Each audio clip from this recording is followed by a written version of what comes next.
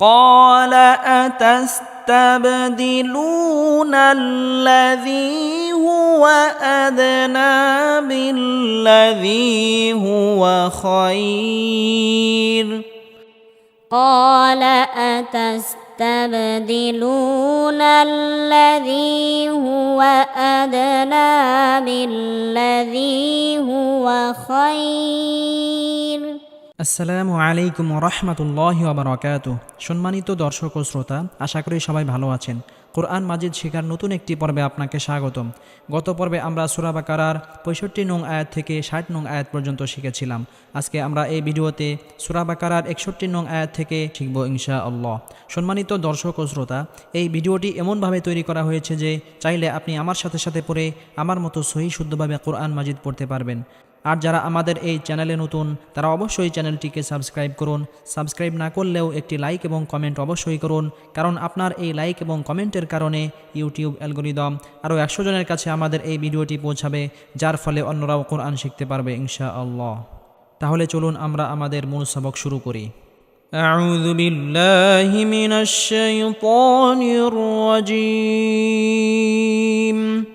بسم الله الرحمن الرحيم।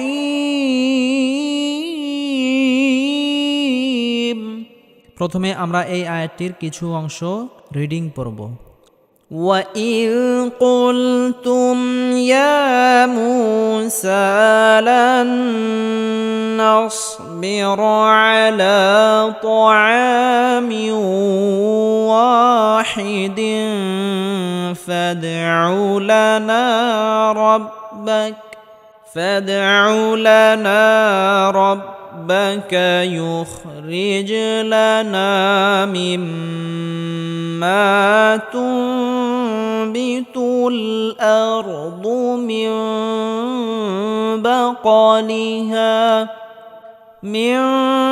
بقلها وقثائها وفومها وعدسها وبصلها। ওয়াও জবর ওয়া, হামজা জাল জের, ইদ ওয়া ইদ, কফ লাম পেশ কুল, তামিম পেশ তুম, কুল তুম, ওয়া ইদ কুল তুম। ইয়া খারা জবর ইয়া, কোনো হরফের উপর খারা জবর খারাজের হলে একালি পরিমাণ লম্বা করে টেনে পড়তে হবে।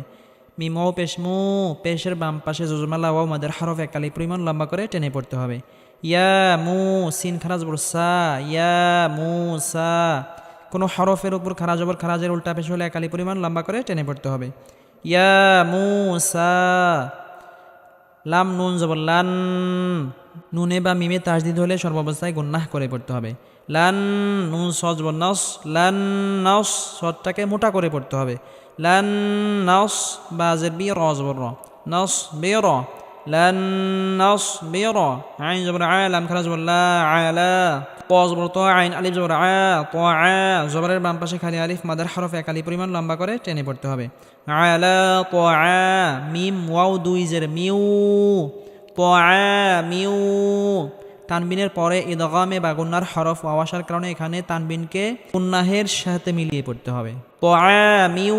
ওয়া, জবরের বাম পাশে খালি আলিফ মাদের হরফ একালি পরিমাণ লম্বা করে টেনে পড়তে হবে। হাজের হি, দাল দুই জের দিন, ওয়াহিদিন।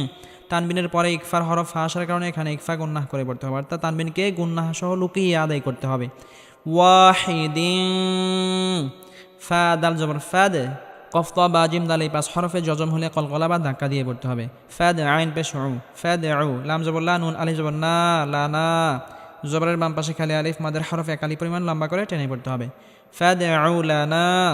রবা জবর রব্বা জবর বা, রব্বা, কাফ জবর কা, রব্বাকা। ইয়া খ পেশ ইউখ, র জিম জের রিজ, ইউখ রিজ, কফ ত বা জিম দাল এই পাঁচ হরফে জজম হলে কলকলা বা ধাক্কা দিয়ে পড়তে হবে। ইউখ রেজ, লাম জবর লা, নুন আলিফ জবর না, লানা, জবরের বাম পাশে খালি আলিফ মাদের হরফ একালি পরিমাণ লম্বা করে টেনে পড়তে হবে। মাদের হরফ মোট 3টি, জবরের বাম পাশে খালি আলিফ মাদের হরফ, জেরের বাম পাশে জজমেলা ইয়া মাদের হরফ, পেশের বাম পাশে জজমেলা ওয়াও মাদের হরফ। আর মাদ অর্থ টানিয়ে পড়া। 3টি যদি কোনো জায়গায় আসে তাহলে একালি পরিমাণ লম্বা করে টেনে পড়তে হবে। ইউখ রেজ লানা, মিম মিম জের মিম, মিমে বা নুনে তাসদিদ হলে সর্বাবস্থায় গুন্নাহ করে পড়তে হবে। মিম মিম আলিফ জবর মা মিম মা এক আলিফ টেনে পড়তে হবে। তা নুন পেশ তুম নুন সাকিনের পরে একলাবের হরফ বা আসার কারণে এখানে নুন সাকিনটি ছোট মিম দ্বারা পরিবর্তন করে পড়তে হবে। তু বা জারবি তা আলাম পেশ তুল তু বি তুল তু বি তুল হামজা র জবর আর দদ পেশ দু আর দু তু বি তুল আর দু মিম নুন জের মিম নুন সাকিনের পরে একলাবের হরফ বা আসার কারণে এখানে ছোট মিম দ্বারা পরিবর্তন করে পড়তে হবে। মিম বা কফ জবর বা ক লাম জেরলি বা কলি হা আলিফ জবর হা বা কলি হা মিম বা কলি হা জবরের বাম পাশে খালি আলিফ মাদের হরফ এক আলিফ পরিমাণ লম্বা করে টেনে পড়তে হবে। মিম বা কলি হা ওয়াও জবর ওয়া কফ সা জের কিস ওয়া কিস সা আলিফ জবর সা ওয়া কিস সা জবরের বাম পাশে খালি আলিফ মাদের হরফের উপর মোটা চিহ্ন আসলে 4 আলিফ পরিমাণ লম্বা করে টেনে পড়তে হবে। ওয়া কিস সা হামজা জের ই হা আলিফ জবর হা ওয়া কিস সা ইহা ওয়াও জবর ওয়া ফা ওয়াও পেশ ফু ওয়া ফু পেশের বাম পাশে জজমেলা ওয়াও মাদের হরফ এক আলিফ পরিমাণ লম্বা করে টেনে পড়তে হবে। ওয়া ফু মিম জের মি হা আলিফ জবর হা মিহা ওয়া ফু মিহা ওয়াও জবর ওয়া আইন জবর আ ওয়া আ দাল জবর দা ওয়া আদা সিন জের সি হা আলিফ জবর হা ওয়া আদা সিহা ওয়াও জবর ওয়া বা জবর বা ওয়া বা স জবর স ওয়া বা স লাম জের লি হা আলিফ জবর হা ওয়া বা সলিহা জবরের বাম পাশে খালি আলিফ মাদের হরফ এক আলিফ পরিমাণ লম্বা করে টেনে পড়তে হবে। আমরা এখন শুরু থেকে এই পর্যন্ত পড়ব, আমি পড়ার পরে আপনারাও পড়ার জন্য চেষ্টা করবেন। وَإِذْ قُلْتُمْ يَا مُوسَى لَن نَّصْبِرَ عَلَى طَعَامٍ وَاحِدٍ فَادْعُ لَنَا وَإِذْ قُلْتُمْ يَا مُوسَى لَن نَّصْبِرَ عَلَى طَعَامٍ وَاحِدٍ فَادْعُ لَنَا وَإِذْ قُلْتُمْ يَا مُوسَى لَن نَّصْبِرَ عَلَى طَعَامٍ وَاحِدٍ فَادْعُ لَنَا وَإِذْ قُلْتُمْ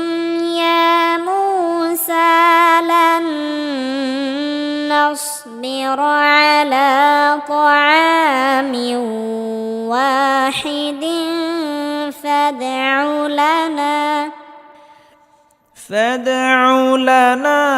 ربك يخرج لنا مما تنبت الأرض من بقلها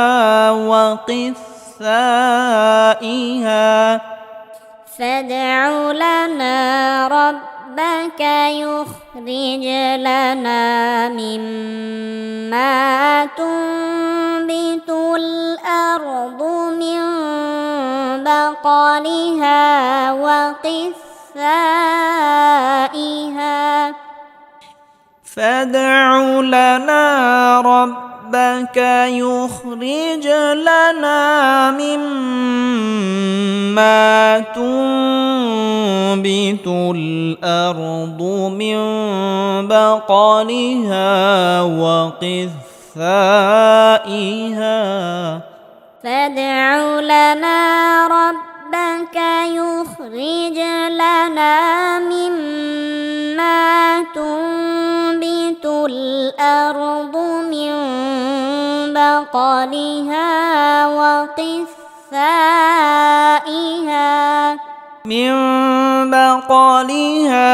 وقثائها وفومها وعدسها وبصلها من بقلها وقثائها وفومها وعدسها وبصلها من بقلها وقثائها وفومها وعدسها وبصلها من بقلها وقثائها وفومها وعدسها وبصلها قف ألف زبر قال همزة بالله قال همزة زبر آتا سين زبر تس أتس تابا زبر تاب أتس تاب قف تا با জিম দাল এই পাঁচ হরফে জজম হলে কলকলা বা ধাক্কা দিয়ে পড়তে হবে কলা আতাস তাব দাল জের দিয়ে লামও পেশ লু পেশের বাম পাশে জজম লা ওয়া মাদের হরফ একালি পরিমাণ লম্বা করে টেনে পড়তে হবে আতাস তাব দিলু নুন জবর না আতাস তাব দিলুনা আতাস তাব দিলুনা এখানে আবার নুন লামের সাথে গিয়ে লাগবে নুন লাম জবর নাল আতাস তাব দিলুনাল লাম জবর লা দালিয়া জের দি লাযী হা পেশ হু ওয়াও জবর ওয়া হুয়া হামজা দাল জবর আদ কফ তা বা জিম দাল এই পাঁচ হরফে জজম হলে কলকলা বা ধাক্কা দিয়ে পড়তে হবে নুন খারা জবর না আদ না কোনো হরফের উপর খারা জবর খারাজের উল্টা পেশ হলে একালি পরিমাণ লম্বা করে টেনে পড়তে হবে আদ না বা লাম জের বিল লাম জবর লা বিল্লা দালিয়া জের দি বিল্লাযী জেরের বাম পাশে জজমালা ইয়া মাদের হরফ একালি পরিমাণ লম্বা করে টেনে পড়তে হবে হা পেশ হু ওয়াও জবর ওয়া হুয়া খয়া জবর খয় র দুই পেশ রুন খয়রুন হুয়া খয়রুন লিনের হরফ প্রত্যেকটি হরফ দ্বারা দুটি করে হয়ে থাকে বাউবাই তাউতাই সাউসাই খ দিয়ে দুটি হয়ে থাকে খও খয় এখানে খয় এসেছে আর লিনের হরফের পরের হরফে যদি ওয়াকফ করা হয় তাহলে এক বা দুই আলিফ টেনে পড়তে হয় হুয়া খয়র قال أتستبدلون الذي هو أدنى بالذي هو خير قال أتستبدلون الذي هو أدنى بالذي هو خير قال أتستبدلون الذي هو أدنى بالذي هو خير قال أتستبدلون الذي هو أدنى بالذي هو خير হামজা হাজার ইহ বা হাজার বি ইহ বি তাও পেশ তো ইহ বি তো পেশের বাম পাশে জজমালা ওয়া মাদের হরফ একালি পরিমাণ লম্বা করে টেনে পড়তে হবে ইহ বি তো মিম সাদ জের মিস র আলিফ দুই জবর র মিস র তানবিনের পরে ইকফার হরফ ফা আসার কারণে এখানে ইকফা গুন্নাহ করে পড়তে হবে অর্থাৎ তানবিনকে গুন্নাহের সাথে লুকিয়ে পড়তে হবে মিস র ফা জবর ফা হামজা নুন জের ইন নুনে বা মিমে তাজদিদ হলে সর্বাবস্থায় গুন্নাহ করে পড়তে হবে ফা ইন নুন জবর না ফা ইন্না লাম জবর লা কাফ মিম মিম পেশ কুম লাকুম মিমে বা নুনে তাজদিদ হলে সর্বাবস্থায় গুন্নাহ করে পড়তে হবে মিম আলিফ জবর মা জবরের বাম পাশে খালি আলিফ মাদের হরফ একালি পরিমাণ লম্বা করে টেনে পড়তে হবে ফা ইন্না লাকুম মা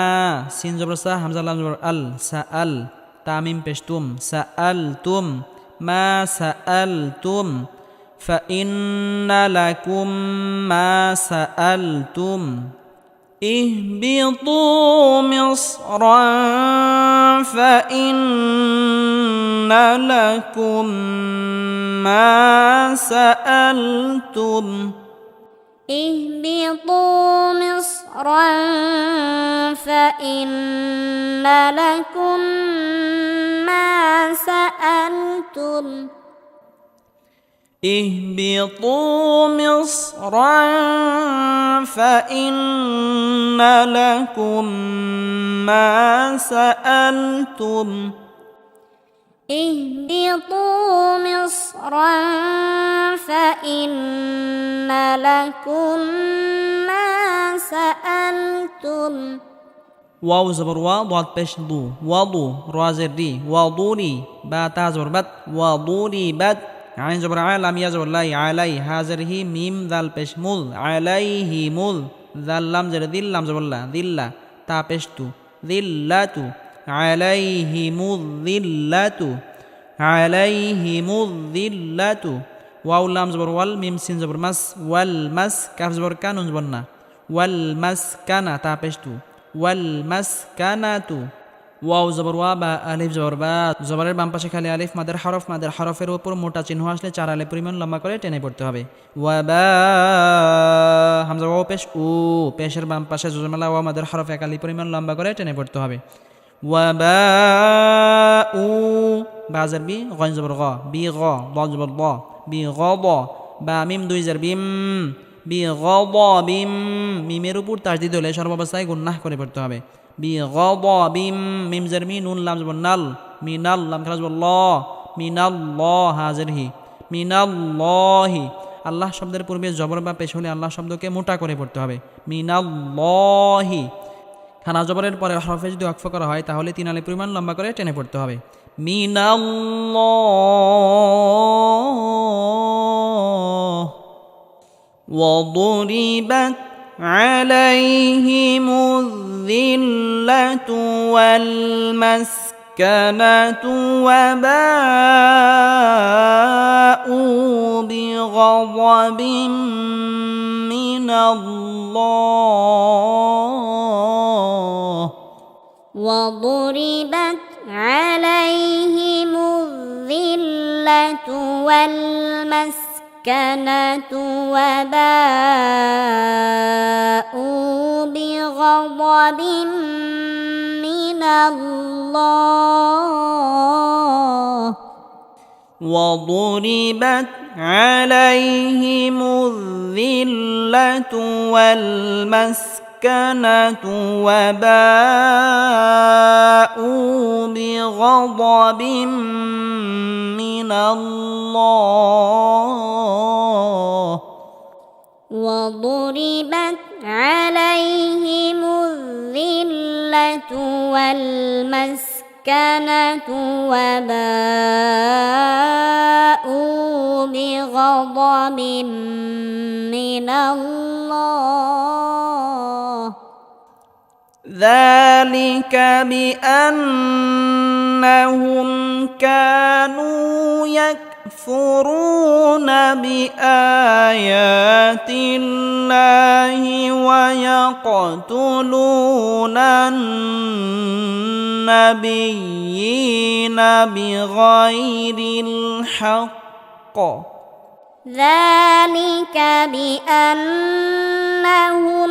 كانوا يكفرون بآيات الله ويقتلون النبيين بغير الحق ذلك بأنهم كانوا يكفرون بآيات الله ويقتلون النبيين بغير الحق ذلك بأنهم كانوا يكفرون بآيات الله ويقتلون